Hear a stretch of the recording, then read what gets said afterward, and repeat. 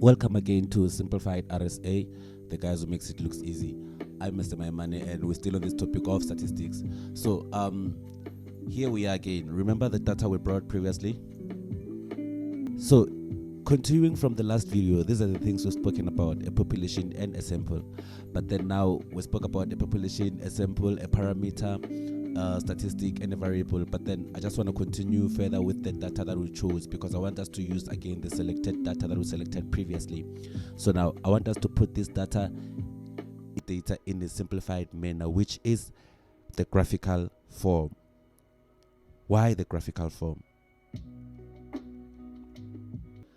After having your data, now you know that, okay, sharp, you can represent your data in different forms. Actually, these are some of the representation of data that can be found. Let me put them here. So we have out of the few, we have a pie chart, we have a histogram, we have some of the famous one. It's a bar, a histogram, and yeah, here they are here. But then for now, I'm not interested in all of them. I'm interested in one for now. I'm interested in us looking at the so-called stem and leaf. It's also part of the few graphs that we used in representing our data in statistics. But then the other ones, a computer, like these days through Excel, it's easy to just compute everything if you put your data there, such that I doubt if so looking back at our situation again, here is our data. Now I want us again to rewrite our data somewhere so we can show how the stem and leaf works. 6, 7, 8, 9, 10, 11, 12, 13, 14, 15, 16, 17, 18, 19, 20. So we've increased our data to 20 observation. That means now n is equals to 20. So now we want to show how a stem and leaf works.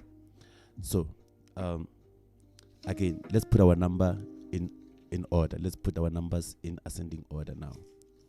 As the way we chose the numbers, let's put them in order there. So putting this in ascending order is going to be, the smallest number here we have is 3. And then we have 5.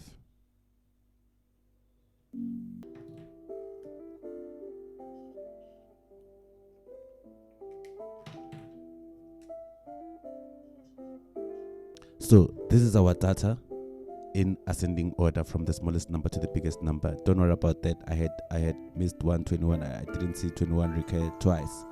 So I just squeezed the 21 there. So if you count, we have 1, 2, 3, 4, 5, 6, 7, 8, 9, 10, 11, 12, 13, 14, 15, 16, 17, 18, 19, 20, which is n is equals to.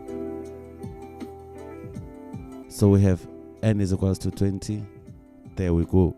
So we want to represent this in a stem and leaf, so I can remove that one. The easiest way of representing your data in a stem and leaf is to first arrange it in order. So arrange it in ascending order, like that, the way we did. And then the next thing, the way you imagine the word stem and leaf, it's like kind of more like a tree, a stem, and then leaves come on leaves come out from a stem. You know what I mean? So picture that, but then this is how we're going to do it. Let me just put it practical there. We're going to draw the stem and leaf together. That's how we construct a stem and leaf.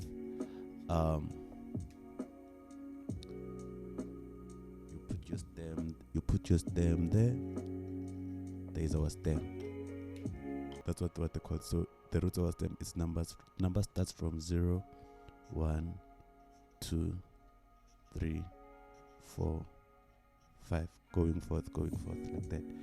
So now if this now is our stem, so must represent all these numbers in the stem. But then if you remember, a number such as 3 like this can be represented as 0, 3 in the natural way of representing it in 2 digital form. So it's gonna be, this could be 0, 3, this could be 0, 5, this could be 0, 7, this could be 0, 9. So but it's still 3, 5, 7, 9. So we go to our stem, we want to write all the numbers that starts with 0. But then from the branch of 0, we look at it as it's stemming also there. So this is how you imagine it. So it's 0, 3. So we have 0, we just put 3 there. You see? and then it's 0, 5, and then so it's 0, 5, and then you put 5 there, and then it's 0, 7, and then it's 0, 7, and then you put 0, 7. So when we study our stem and leaf, we know this is 0, 3, 0, 5, 0, 7. So if you want to put it back to the form of numbers, you know exactly that since it's on the numbers that starts with 0, it stands for 3, 5, 7, as it's 3, 5, 7. So we'll look for any more number. We have 9. So we have to make sure all the numbers that starts with that root, which is 0, are represented on the leaves. So like I say, this is the stem, this is the leaf. So there we have a 9 there. So we have 5, 3, 3, 5, 7, 9. So we're done with the numbers that starts with a 0, or rather the singular numbers 3, 5, 7, 9. Let's go to the, and then we go to the next leaf. The next leaf, we're looking for the numbers that starts with 1. Those are your tens up to 19 rather. So any number that begins with a 1. So we have 11 here, so it's 1, 1. We have 12 here, it's 1, 2 for 12. Don't be confused, this 12 doesn't represent this entire 12. This 12, we read it from here, 1, 2, 12. We have 14 here, 1, 4. So now you see, now it looks like 124, but no, this is 11. It's 3 numbers. It's 11, 12, 14, and then we have another 14 there, and then we write it in order the way it is in front of the previous one, and then we have another 14 again, and then we write it in front. So you see how it formulates. So we have 11, 11, we have 11, 12, 14, 14, 14, and then the 17 there, and then we write 7 for 17. So we always read it from here. This number here, always just know behind the stem, the leaves are not really paired. The numbers are not paired. They are all singular. We read them from their root, which is behind the stem. So here we have another 7 here. Then we have a 7, and then we have 19, and then we have a 9. So we have 1, 2, 3, 4, 5, 6, 7, 8 numbers that begins with a 1. So we have 11, 12, 14, 14, 17, like that. Also here we have 1, 2, 3, 4, 5, 6, 7, 8 numbers that begins with a 1, and we read them as 11, 12, 14, 14, 14, 17, 17, 19. And then the next one, we look at the number that starts with a 2. Aha, now you get it. We have a 21 there. So 21. Second number is 21 again. 21 again. So we have 21, 21. 1, 21, second 21. First 21, second 21. And then we have 25. Then we have 25. And then we have 26. And then we have 26. And then we have 29. And then we have 29. And then that's it. So we have 1, 2, 3, 4, 5 numbers that begins with 2. So it's 21, 21, 22, 26, 29. We have 1, 2, 3, 4, 5 numbers that begins with a 2. That's 21, 21, 25, 26, 29. And then we'll look at the next one, 30s, the number that begins with a 3. 30s. So we have 30 here. We have 3, 0, 30. Then we have 31. We have 3, 1.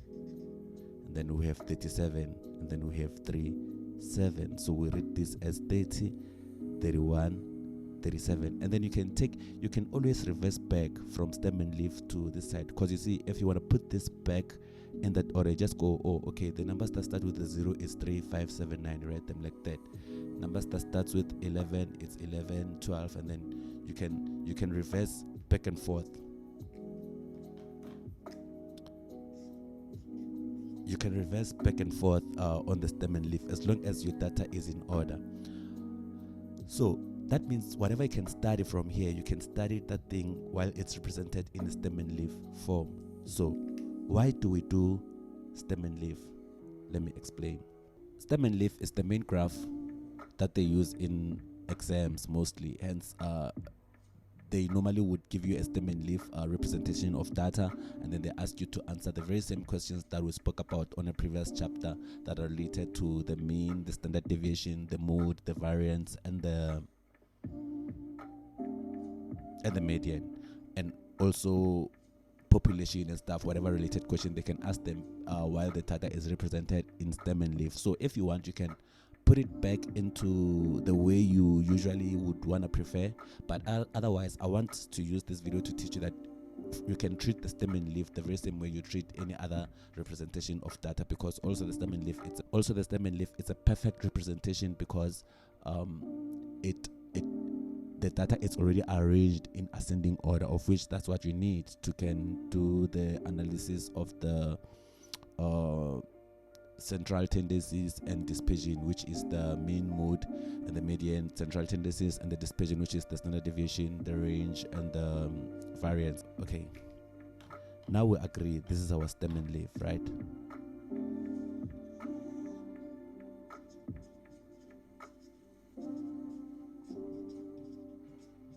So this is our stem and leaf. Let's take the data aside. So from our stem and leaf, if you want to get from the very same stem and leaf, you might want to determine the mean, the mode, the median, which are the central tendencies. So you can do the very same thing, like from here, like, you know, to get the if you look here, if you add this number and this number and this number and this number, of which now you know that this is 3, 5, 7, 9, this is 11, 12. If you add all these numbers, you divide by the total number of observation, which is n, you will get your mean. The mode, which is the highest frequency, the number that repeats the most. You can see from here that if you look around, the number that repeats the most happens to be this one here, which is 14. So 14 repeat 3 times, 17 repeat twice. So meaning your mode will be 14, not 4, 14, because we read it as 1 4 1 4 1 4, which is your mode. If we want to get the median, we know the median is we must first get the position, right? The position for a median is n plus 1 over 2. Therefore here we have 20 plus 1 over 2. Therefore 21 over 2 is equals to 10.5. So it means my median is at the position of 10.5. So I count 10.5. Whether I count from the top or from the bottom, I'll get this. So I count like this. 1 2 3 4 5 6 7 8 9 10 11.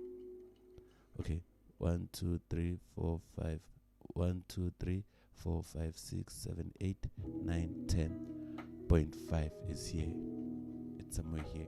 Or I count this side. 1 2 3 4 5 6 7 8 9 1 2 3 4 5 6 7 8 9 10.5 it's here. So my 10.5, I found it to be in between 17 and 17, which is 17 and 17, because that's when I have to go and say 17 plus 17 divided by 2. I mean, it's 17, man. So, but that's how it works. But all I'm trying to say is I'm summarizing that from the stem and leaf, you can do all the studies. You can get the standard deviation, you can get the variance from without even having to further worry like that. So this is how it works. So the stem and leaf is more important, but then now we want to answer questions like, well, let's put everything together and see how can we apply stem and leaf, standard deviation, mode, and whatever. Like, let's make an example of how an exam. Let's get an example of an actual examination question. Yeah, we're gonna do that. We're gonna get an example of a question on the next. I'm not gonna do it on this video. We're gonna do the question on the next video. Let's do an ideal question where they ask these things in an exam or an assignment related type of a question. Other than that, I'm Mr. Maimane. I'm out. Please like and subscribe on our channel. You can hit the reminder button also, because every now and then we'll go live and do previous question papers of high school mathematics and also all different types of subjects, and also first year students who are in university. So by you clicking the reminder, it helps you to know when is the next class gonna be. Other than that, yeah, that's it. Just check the next video. We're doing the empirical question that is related to an examination type of a question. As for Minantukula Kwezini, Niki Metakwana.